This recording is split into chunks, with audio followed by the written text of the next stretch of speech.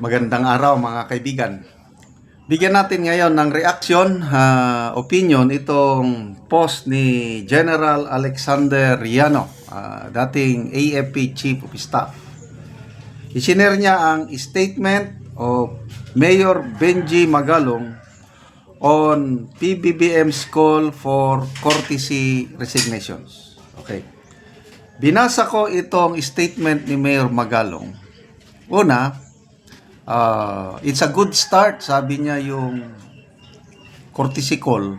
Kailang may mga suggestions siyang magaganda na kung masunod lang ito ng PBBM admin, yung sinasabi niyang bagong Pilipinas will now be going on the right direction.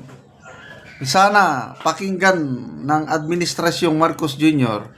itong mga suggestion o recommendation ni Mayor Benji Magalong. Okay, basahin ko medyo maliliit. As a public servant and advocate for good governance, I welcome President Bongbong Marcos' call for courtesy resignations of cabinet secretaries, viewing it as demonstration of his commitment to reform. When we met in 2018, prior to the filing of his candidacy for the presidency, he expressed his desire to redeem his father's name, and his most recent initiative is a step to that direction. To build on this momentum and restore trust and integrity in government, I propose the following measures to strengthen the fight against corruption. Okay, ito na. Kasi nag-usap pala sila ng dalawa Gustong i-redeem ng Marcos Jr. ang pangalan nila. Pangalan ng Marcos Sr. na namantsahan. Ito na ang tamang proposal. Number 1, abolish congressional pork barrel allocations in executive departments like DPWH, DSWD, DOLID, DOH, and others, ensuring transparency and accountability in resource allocation. Wow! Very clear. Dapat wala. Kasi bumalik ng pork barrel Number 2, shield departmental appointments, particularly in frontline departments like DPWH, from congressional interference to ensure merit-based selection. Ang mga na-appoint na district engineer o regional director sa DPWH, kung ang nagko-control yan, Kongreso, wala rin mangyari. Number 3, eliminate the practice of percentages of corrupt politicians in public projects and other forms of corruption that undermine public trust.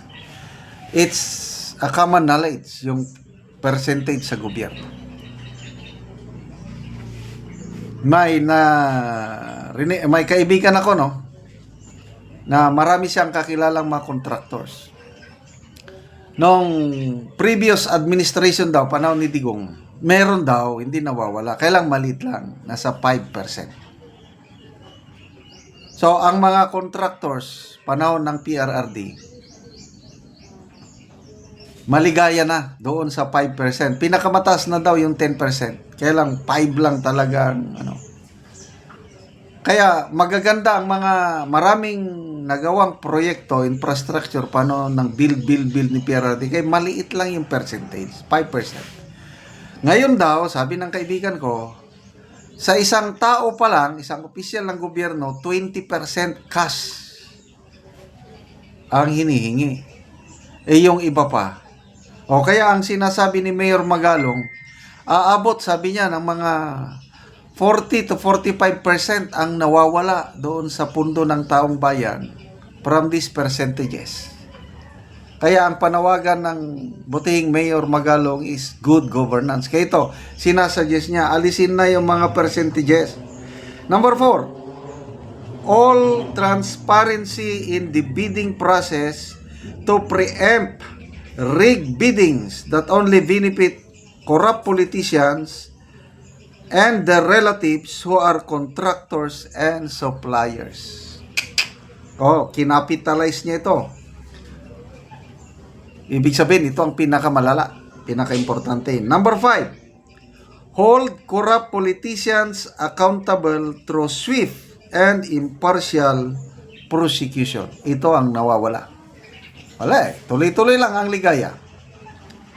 Number 6, remove congressional control over programs like AKAP, AIX, MAIP, TUPAD, SHED, and TESDA scholarship, ensuring these resources directly benefit the people with full transparency and without partisan influence.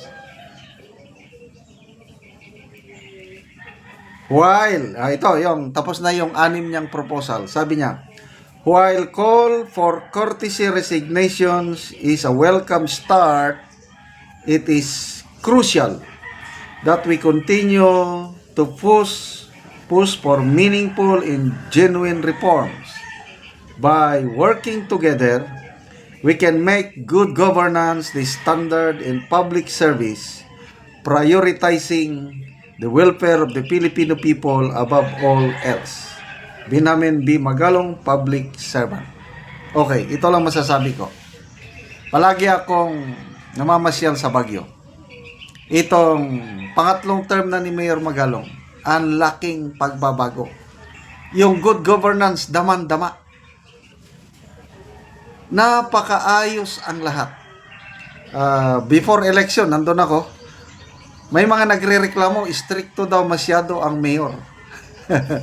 Stricto. Kaya sabi niya, hindi nila iboboto. Sabi ko naman, yan ang maganda, stricto. So natutuwa ko at nanalo pa rin siya at matatapos niya yung pangatlong term niya. It's a model of good governance ang Baguio City. Sana dadami pa ang katulad ni Mayor Benji Magalong. Nakakatuwa, isang PME graduate. Dito mo makikita yung courage, integrity, courage, loyalty, integrity ng isang PME in the face sa pamumuno ni Mayor Benji Magalong. Sana sundin ng Marcos administration itong 6 na proposal. Papunta na tayo sa bagong Pilipinas. We are now on the right direction. Ang tanong, susundin ba ito? Papasok lang kabila, lalabas kabila. It depende sa kanila.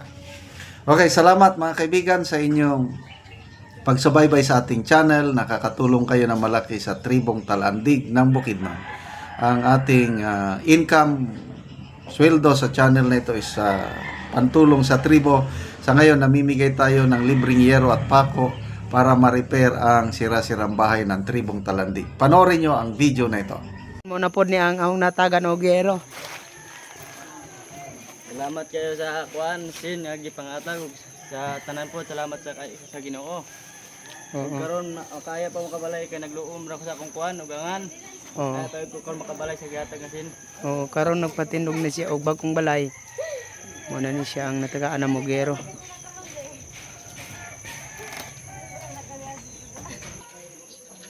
Pasalamat tayo karon sa kuan nagtabang ng yero kay kung wala ng yero di ko makabalay.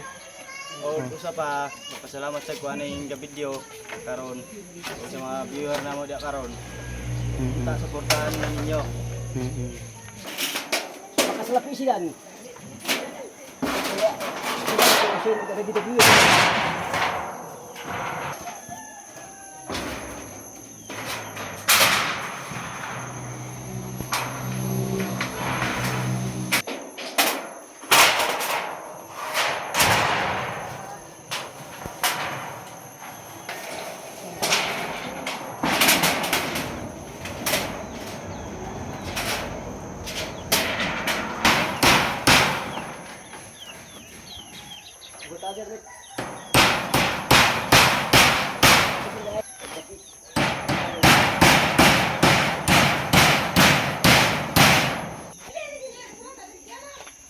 So, human na gyud og atok.